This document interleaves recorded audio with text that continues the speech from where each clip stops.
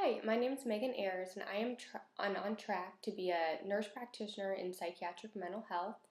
And today I'll be discussing PTSD and cognitive behavioral therapy in an integrative review. So, PTSD or post-traumatic stress disorder is a major healthcare issue today. It's a disorder that develops in people who have experienced a traumatic, shocking event such as a car accident, rape, or combat, and if you're in the military, and experiences symptoms after the incident. So a lot of psychological distress can be accompanied with PTSD and, can affect, day-to-day activities in life. To be diagnosed with PTSD, an adult must have one of each of these following symptoms or criteria for over a month. They include experiencing one re-experiencing symptom, such as a flashback or a nightmare, at least one avoidance symptom. So, if you're in a car crash, you're going to avoid going into cars, for example.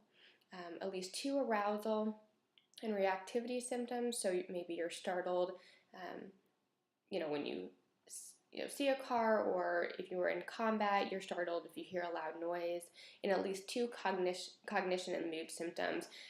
And this could be such as just, blaming yourself or feeling guilty, even though you didn't do anything, it was kind of out of your control. So PTSD is definitely a prevalent problem today. The National Center for PTSD states that there are 7 to 8% of people with PTSD. The National Institute of Mental Health reports that 36 to 37% of people diagnosed with PTSD are classified as severe, and also that 50% of people self-report that they are being not adequately treated, which I think is the more shocking statistic here. Furthermore, the National Institute of Nursing Research has identified symptom management as one of the key investment areas in its strategic plan to increase the quality of life in individuals. With this, we can focus on symptom management to develop new interventions, such as cognitive behavioral therapy. Even though it's not new, it could be newer in treating PTSD. So a little bit about cognitive behavioral therapy. It's been identified as a successful intervention in reducing symptom severity in PTSD. It's just not necessarily utilized at this time. It began as treating other mental health disorders such as depression, anxiety, stuff like that. It is a psychosocial intervention, and it focuses on the development of personal coping strategies, and it's also action focused to help change unhelpful patterns. So with this, I had to conduct a literature review, and I found 2 articles that fit the criteria with what I was trying to accomplish. So the first criteria, or lit review, was Talbot and authors. And this was a randomized controlled trial that focused on CBT, which is insomnia, intervention for PTSD symptoms. So it focused on insomnia. It also talked about depression, non-sleep symptoms, and psychosocial functioning. There was a treatment group and a waitlist group. The study findings concluded that there were significant improvement of insomnia and other disruptive sleep disorders, and overall improved psychosocial functioning. So it did support what I was trying to convey here.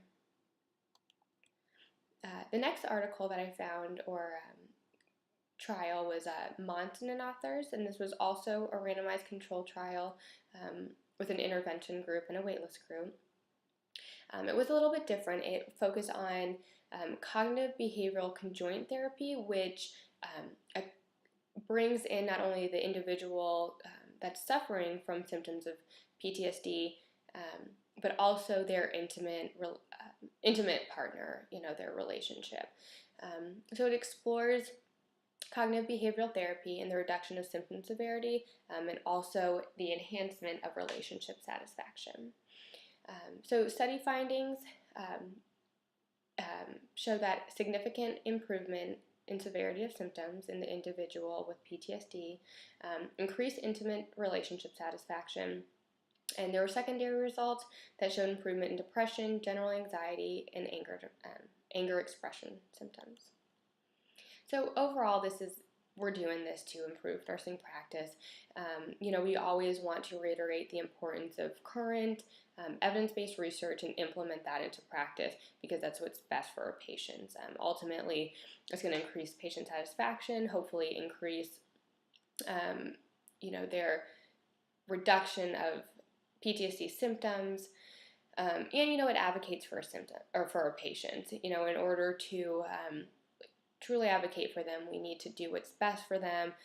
So if they're having symptoms of PTSD that aren't being addressed adequately, we need to find a different modality of treatment for them.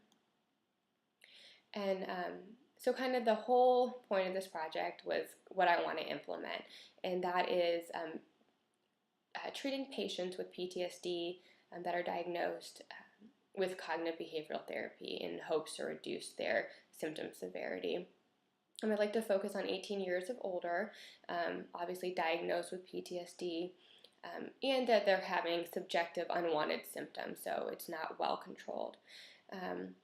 Also, I'd like to focus in an outpatient mental health treatment center and under the supervision of a psychiatric mental health nurse practitioner, because hopefully that'll be me soon. And here are my references. And thank you guys for taking the time to listen.